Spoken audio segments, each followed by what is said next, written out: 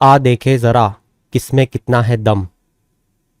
UPSC mains 2024 GS 3 का paper, जिसमें economy आता है, जिसमें एग्रीकल्चर आता है, जिसमें साइंस एंड टेक्नोलॉजी आता है, जिसमें एनवायरनमेंट आता है और जिसमें डिजास्टर मैनेजमेंट आता है। इन सारे टॉपिक्स को एनालाइज करके हम ये देखने की कोशिश करेंगे कि क्या हम इस पेपर का चीरहरण कर पाए या हम अपना खुद का चीरहरण करवा के आ गए। जैसा कि आप लोग जानते हो, मैं हर बार मेंस के बाद सिर्फ सबसे पहले उन्हीं क्वेश्चंस को डिस्कस करता हूं जो वर्बेटिज्म हमने क्लास में पढ़ा और वो हमें एग्जाम में देखने को मिला। तो बिल्कुल वैसे ही इस पर्टिकुलर वीडियो में भी मैं सिर्फ और सिर्फ उन क्वेश्चंस को डिस्कस करूंगा जिनको वर्बेटिज्म हमने पढ़ा है। इन्फर करके नहीं कि देखो ये चीज मैंने इस तरीके से पढ़ाई थी, इस तरीके से आप सोचते तो इस तरीके से आप लिख पाते।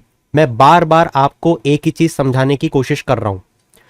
जो टॉपर होता है उसको हर पेपर में जीएस के कम से कम 50% क्वेश्चंस रटे होते हैं। 50% क्वेश्चंस को वो देखते ही लिखना शुरू करता है और खत्म कर देता है पलक झपकते ही। ये होती है टॉपर की टेंडेंसी। और बाकी के बचे हुए 40% क्वेश्चंस, 50% क्वेश्चंस में वो बैठ के वहां सोचता है और फिर लिखता है।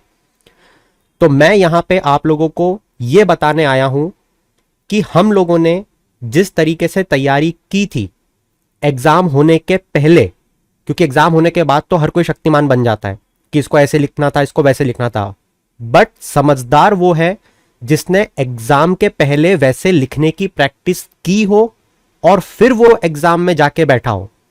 तब तो आपको मेरी जरूरत है। एनालिसिस तो आप हजारों जगह से देख सकते हो। तो अब मैं शुरू करता हूं कि हमने इस चीज को कहां पे पढ़ा, कैसे पढ़ा और कैसे ये वर्बेटिज्म पेपर में हमें देखने को मिला। इसी के साथ don't go by my words.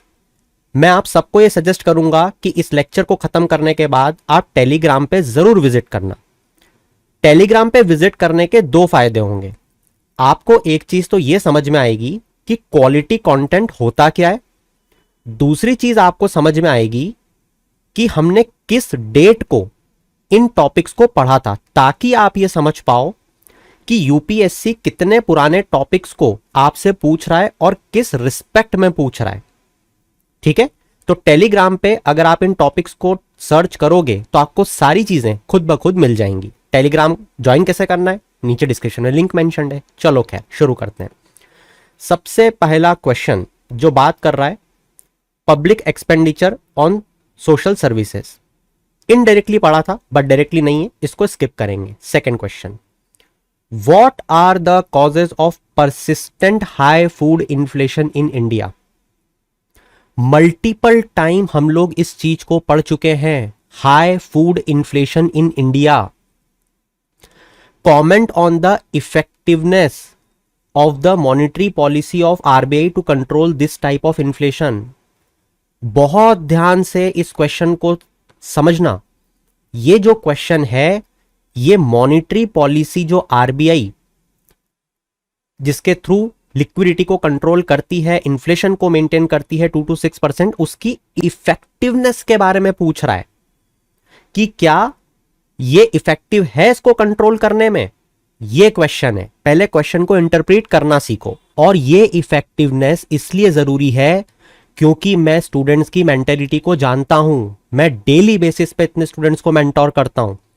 मैं जानता हूं कि मेजॉरिटी ऑफ द स्टूडेंट्स ने यहां पे रिजर्व बैंक ऑफ इंडिया के उन टूल्स को लिख दिया होगा जिसके थ्रू इन्फ्लेशन को वो कंट्रोल करते हैं। वो वहां पे लिख रहे होंगे repo rate, reverse repo rate, CRR, SLR, standing deposit facility, policy corridor. अरे भैया, वो यहां पे ये पूछ रहा है कि ये जो टूल्स हैं क्या वो इफेक्टिव हैं इस टाइप ऑफ इन्फ्लेशन को कंट्रोल करने में। वो एक क्वेश्चन पूछ रहा है कमेंट करने के लिए।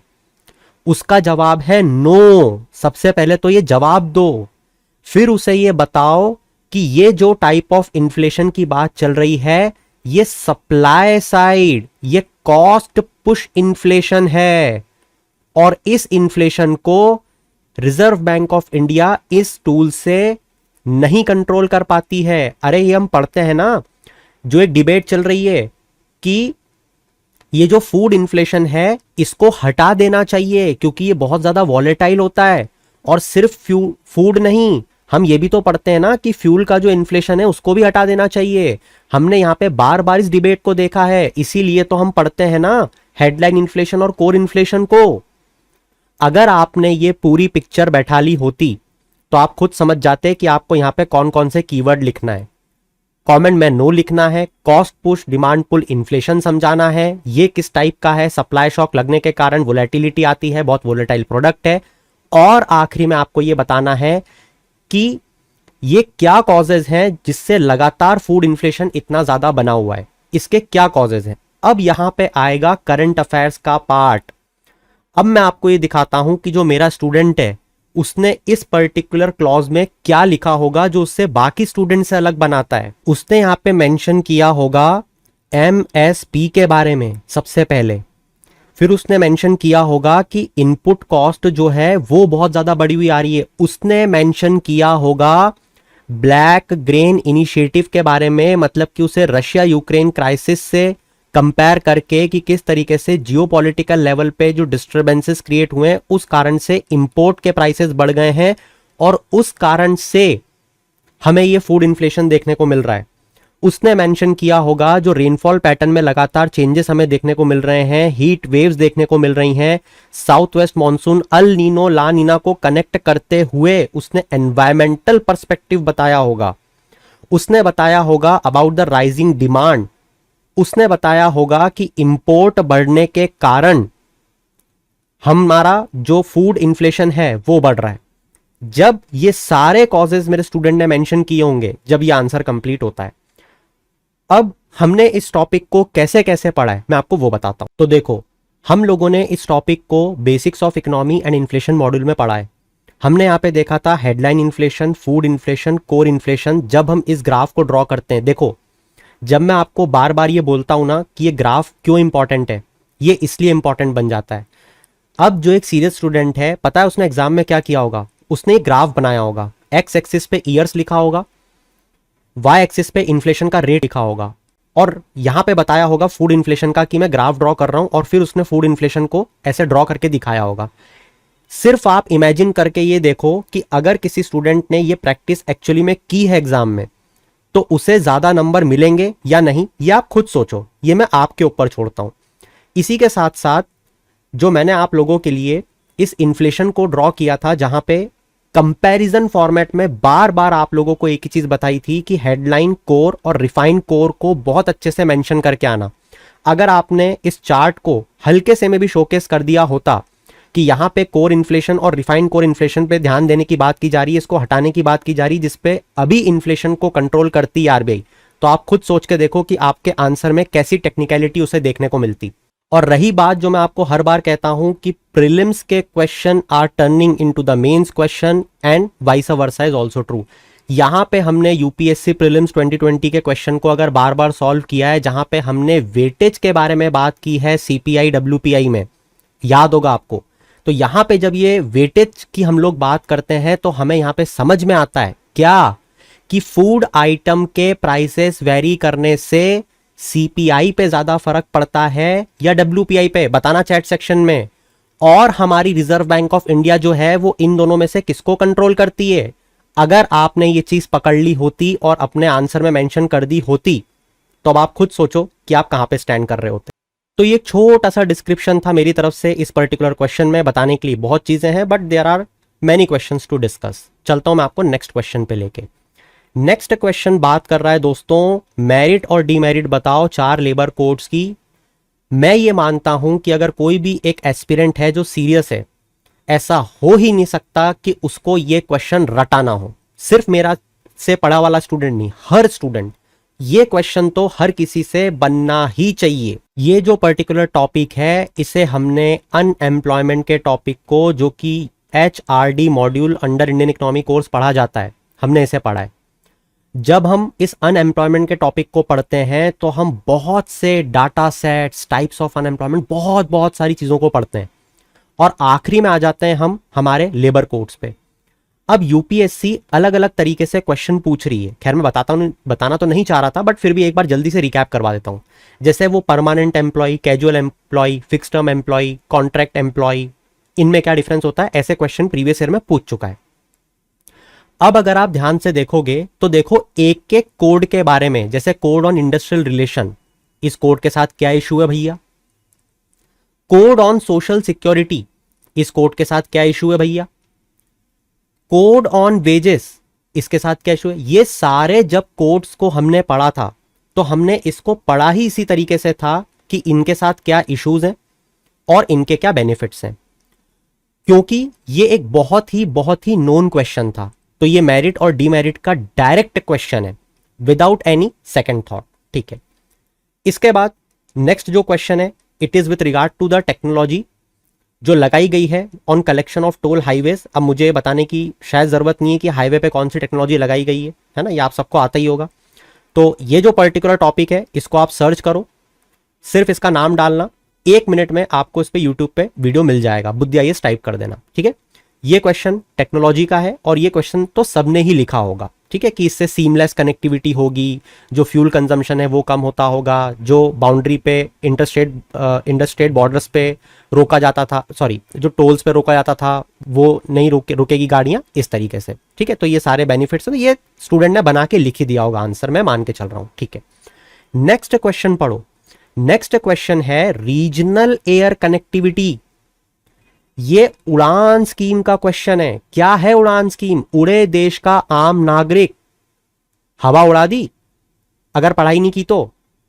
अरे उड़े देश का आम नागरिक, हर व्यक्ति उड़ पाए, हर व्यक्ति से अफोर्ड कर पाए, रीजनल कनेक्टिविटी हो, यही तो इस स्कीम का पार्ट है ना। इंफ्रास्ट्रक्चर सिविल एविएशन में क्या नहीं पढ़ते हैं इसे।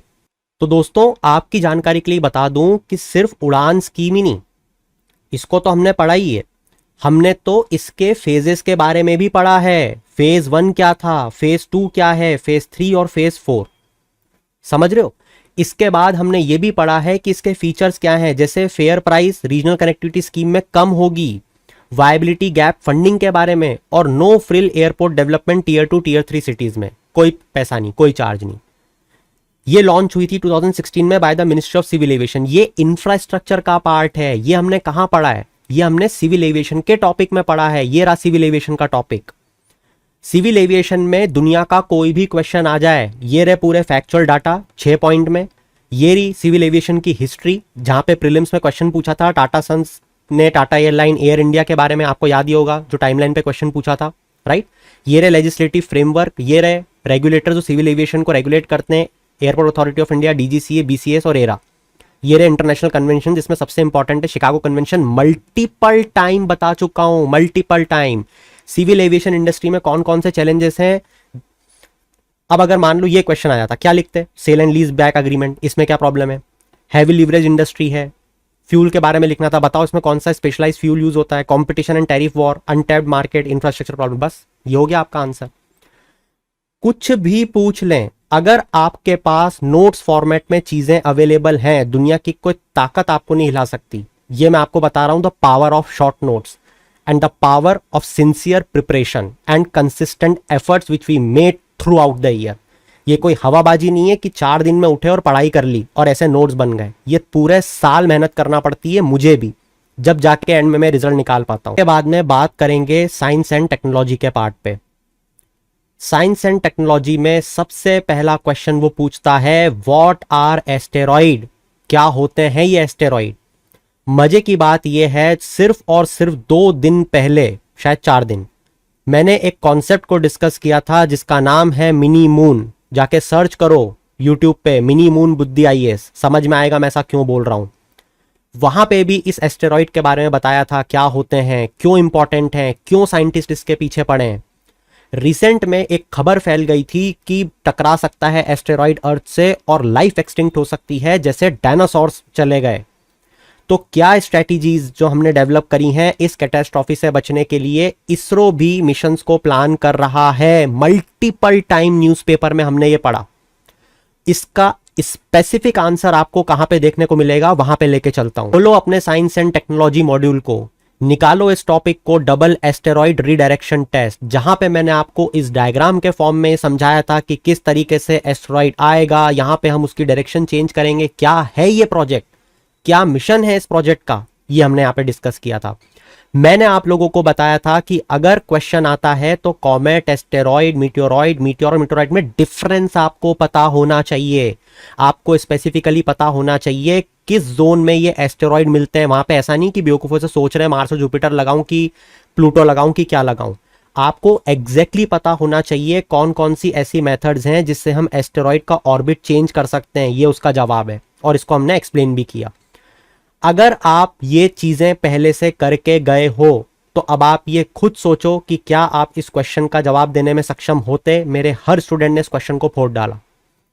नेक्स्ट क्वेश्चन साइंस टेक का, what is the present world scenario of intellectual property right with respect to life material. आधी जनता इस लाइफ मटेरियल को पढ़ेगी नहीं, उसको मतलब ही नहीं है, क्योंकि उसने सिर्फ इंटेलेक्चुअल प्रॉपर्टी राइट देखा, उसने बोला ये तो हमको आता है, उसने लिखा कुछ भी और आगे बढ़ गया। क्वेश्चन को समझो, वो बोल रहा है इंटेलेक्चुअल प्रॉपर्टी राइट का वर्ल्ड सिनारियो में क्या प्रेजेंट स्टेटस है with respect to life materials, और फिर वो बोल रहा है इंडिया सेकंड है to the world to file patents. उसके बाद भी सिर्फ कुछ ही कमर्शलाइज हो पाते हैं, इसके पीछे का रीजन दो, बिहाइंड दिस लेस कमर्शलाइजेशन। इस क्वेश्चन का एनालिटिकल एनालिसिस जब तक आपने नहीं किया होता आपसे ये क्वेश्चन नहीं बनता। ये स्पेसिफिकली द हिंदू न्यूज़पेपर से उठ के क्वेश्चन आया, दिखाता हूं। देखो यहां पे लगातार खबरें आती जा रही हैं पेटेंट एक्सक्लूजन के बारे में। Madras high court shows the way, जहां पे हमने section 3 patent act, Novartis judgement, therapeutic efficacy के बारे में बात की है। हमने यहां पे बात की थी कि इंडियन पेटेंट रिजीम जो है वो कैसे क्लैश में है विद द यूएस नॉर्म्स की थी। यहाँ पे एवरग्रीनिंग ऑफ पेटेंट्स के बारे में हम लोग बात करते हैं, और जो लाइफ मटेरियल्स हैं और जो बाकी के, उसके बारे में अलग अलग प्रोविजंस लगातार न्यूज़पेपर छापे जा रहे हैं लगातार। ये देखो आपके सामने आर्टिकल।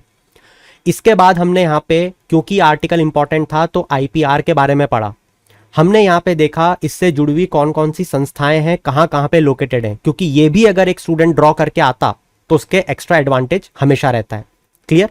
तो इस तरीके से अगर आपको ये डाटा फैक्ट पता होता तो आप उस आंसर को कनेक्ट कर पाते, वरना इंटेलेक्चुअल प्रॉपर्टी राइट के इस क्वेश्चन को सॉल्व कर पाना मुश्किल ही नहीं नामुमकिन हो जाता। इसके बाद में अगर मैं आप लोगों के साथ में डिजास्टर मैनेजमेंट का टॉपिक उठाऊं, मल्टीपल टाइम आप में से बहुत सारे लोग मुझसे ये बोलते हैं कि कैसे पता चलेगा सेंडाई फ्रेमवर्क में क्या पढ़ना है, कैसे पता चलेगा डिजास्टर रिस्क रेजिलियंस फ्रेमवर्क में क्या पढ़ना है, कैसे पता चलेगा क्वेश्चन डिजास्टर रेजिलियंस पे आने वाला है, कैसे पता चलेगा ग्लोबल टारगेट्स क्या लिए हुए हैं।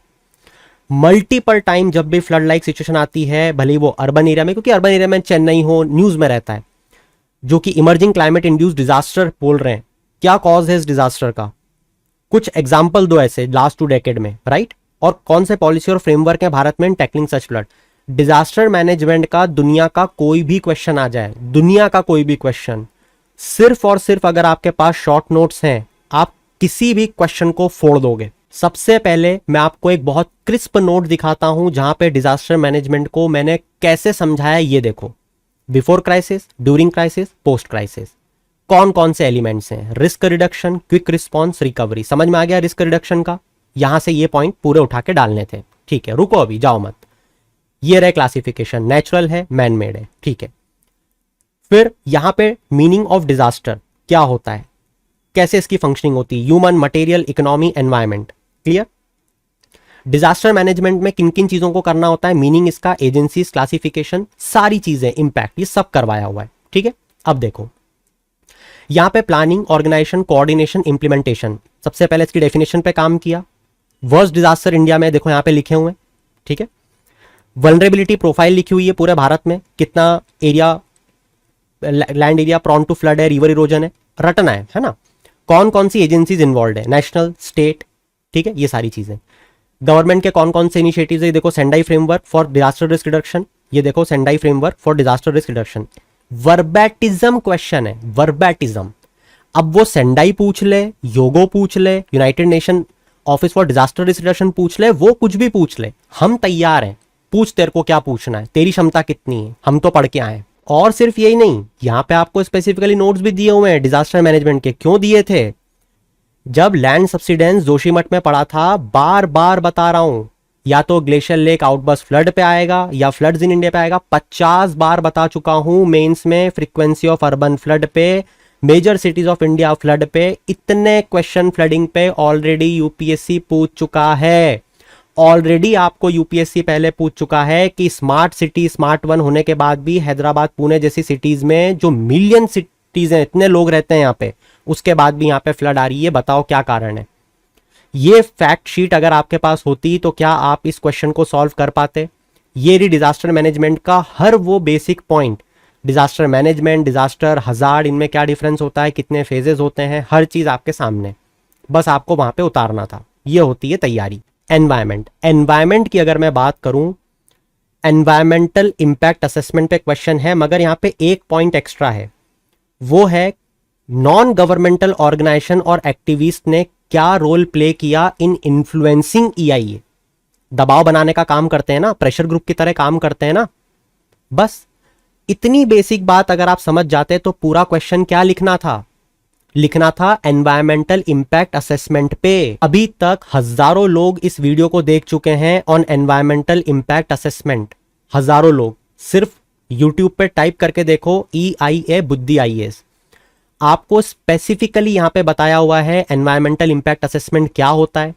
आपको स्पेसिफिकली बताया हुआ है EIA 1994 नोटिफिकेशन और 2006 नोटिफिकेशन में क्या क्या अमेंडमेंट्स किए गए और क्यों किए गए। आपको बताया हुआ है कि EIA 2020 में जब ड्राफ्ट आया था, इसमें कौन से डिस्प्यूट के कंसर्न है और इसकी EIA करने की क्या प्रोसेस होती है। आप खुद एक बार ये सोच के देखो कि अगर आपको ये 5 पॉइंट्स पता होते तो क्या आप इस क्वेश्चन को सॉल्व कर पाते। और ये पहली बार नहीं है, 2020 में ऑलरेडी ये क्वेश्चन EIA पे यूपीएससी पूछ चुका है। तो अगर आप इसे तैयार करके नहीं जा रहे, रटा हुआ नहीं है, तो आप एग्जाम देने क्यों जा रहे हो, पहले तो आप ये सोचो। रही बात बाकी के 2 क्वेश्चन की, वो है इंडस्ट्रियल पॉल्यूशन और acute shortage of clean and safe fresh water. तो जब मैंने आपको ज्योग्राफी के क्वेश्चन सॉल्व करवाए थे, वहां पे मैंने आपको ग्राउंड वाटर, वाटर कंटेमिनेशन सबके बारे में बताया है, उसको वापस से जाके देख लो। जो कल मैंने आपके साथ GS1 का पेपर एनालाइज किया था, उसमें दोनों क्वेश्चन आपको वर्बैटिज्म मिल जाएंगे। अब मैं अगर आपसे बात करूं एग्रीकल्चर मॉड्यूल के बारे में, क्या पूछ रहा है वो पूछ रहा है मिलेट्स की हेल्थ और न्यूट्रिशन सिक्योरिटी के बारे में बताओ, उसका क्या रोल है।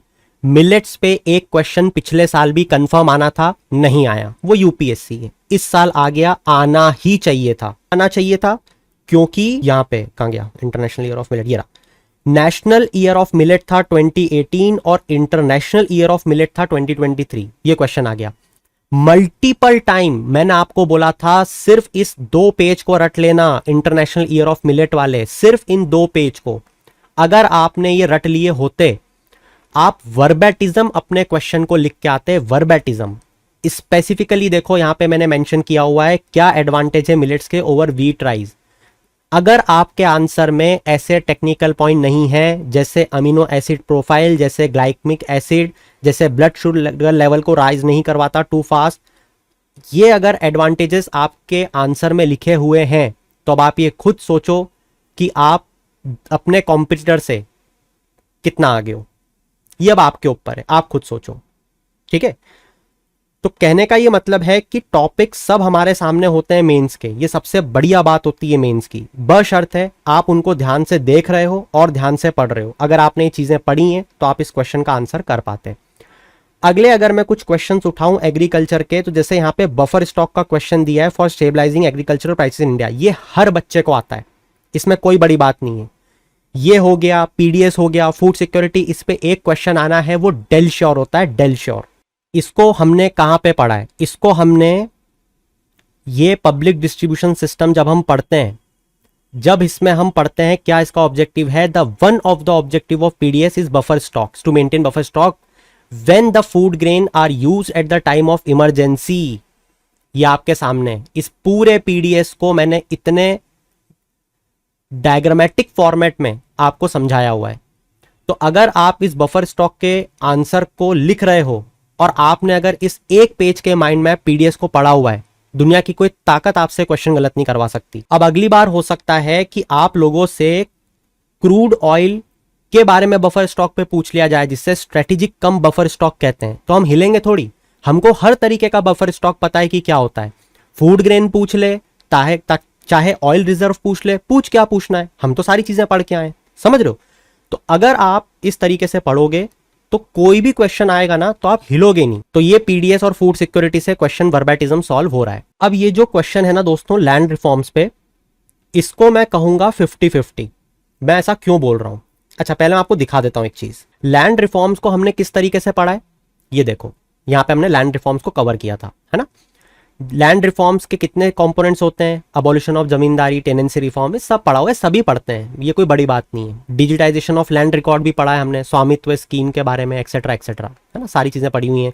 उल्पिन के बारे में भी पढ़ा हुआ है, जो स्वामित्व स्कीम है वो भी। कंक्लूसिव लैंड टाइटलिंग क्या होती है सब पढ़ा हुआ है। लैंड बैंक, बहुत ही कम लोग ये चीजें पढ़ते हैं। लैंड बैंक हो गया, कंक्लूसिव लैंड टाइटलिंग हो गया, आज भी स्टूडेंट्स को आती ही नहीं है, पता ही नहीं कैसा कुछ होता भी है। खैर, अब मुद्दे की बात यह है कि ये जो चीजें हम लोगों ने पढ़ी हैं काम तो ये आएगी, मगर इस क्वेश्चन में दूसरी तरीके से चीज पूछी है, बताता हूं मैं।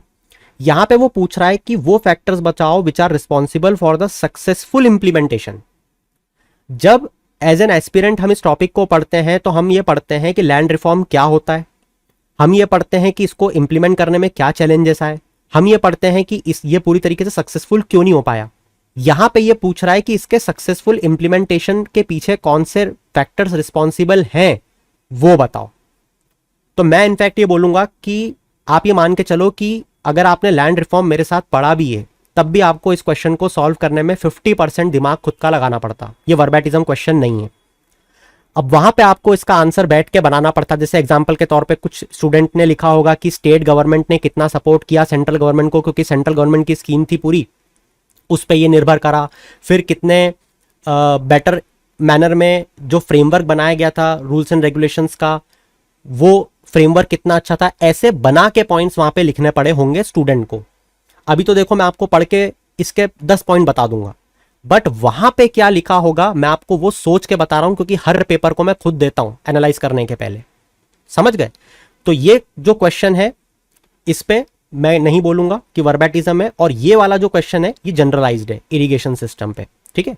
इंडियन इकोनॉमी कोर्स को खोलो, इरिगेशन को देख लो, ये तो हर कोई करके ही जाता है, ये मेरा स्पेसिफिक कोई वो नहीं है, एकदम जनरलाइज क्वेश्चन है कि क्या चैलेंजेस हैं इंडियन इरिगेशन सिस्टम में। तो ये ओवरऑल GS4 का एनालिसिस था मेरी तरफ से।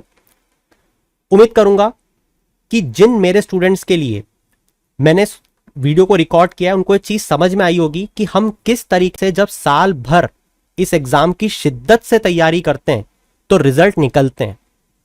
ये आपके कॉन्फिडेंस को बूस्टअप करने के लिए मैं वीडियोस को क्रिएट कर रहा हूं, जहां पे मैं आपको दिखा रहा हूं कि अगर आप न्यूज़पेपर्स को पढ़ते हो, जो चीज जितनी जरूरी है उसको क्रक्स मैनर में इन माइंड मैप, जिसपे मैं लगातार घंटों मेहनत करता हूं, अगर आप इनको सीरियसली लोगे, इतनी चीजें आप हमेशा याद रखोगे अपने दिमाग में और प्रोड्यूस कर पाओगे एग्जाम में, तो you can be the topper.